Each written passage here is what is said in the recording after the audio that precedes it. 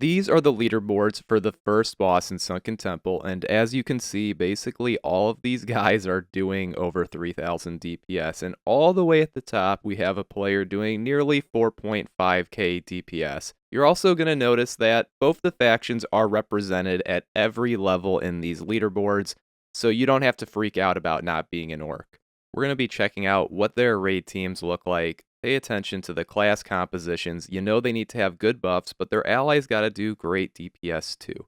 And that's not the only thing. What about their equipment? In particular, I think you're going to find the weapons interesting. We're going to look more into that in a little bit. But notice how pretty much all of them had different weapons. As for the abilities that are getting cast, it's super similar. There's going to be a little bit of RNG, especially on how short this fight is when it comes to Slam, if they're going for Blood Surge. But there are two of them that use precise timing. And you're going to notice that the damage breakdowns of their abilities, other than Slam, it's pretty consistent across all of them. Now, the kill times here, we're going to compare them, but of course, they're all going to be extremely quick because otherwise your recklessness uptime would be super impacted.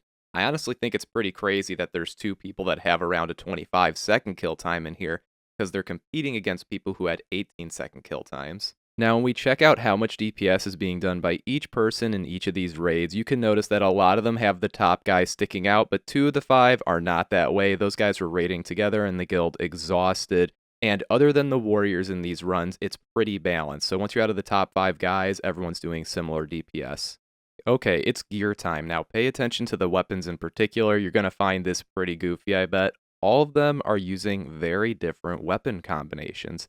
And if you're curious about the offhands, if they have the quick or the fast ones, they're using quick offhands, all right? So the Serpent Strikers, both of them 1.5 second offhands. And notice how one of the guys even has Thrash Blade in their offhand. I wouldn't take these weapon choices as an endorsement of the weapons from these players. It might just be that the stuff they want hasn't dropped yet. And if you're curious about humans using Thrash Blade in the main hand, I'm not saying that that's not this, but it's not like all the Alliance guys were using a Thrash Blade main hand there. You can go peek it again, though, if you're curious.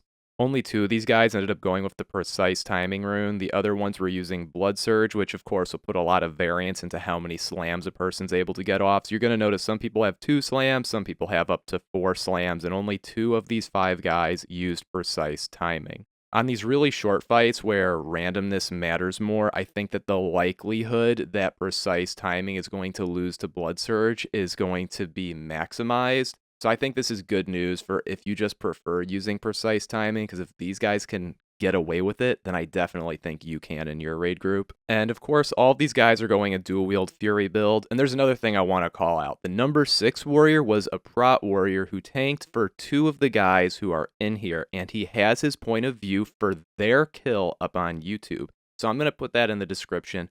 Definitely go check it out. It's like a minute-long video because, you know, they killed the boss in 18 seconds. Give it a peek. And by prod, I mean he was tanking, but of course he's actually Glad Stance, and that's why he's doing a gajillion DPS. His name is like Suffer X. Go check that video out. Hope you enjoyed this video.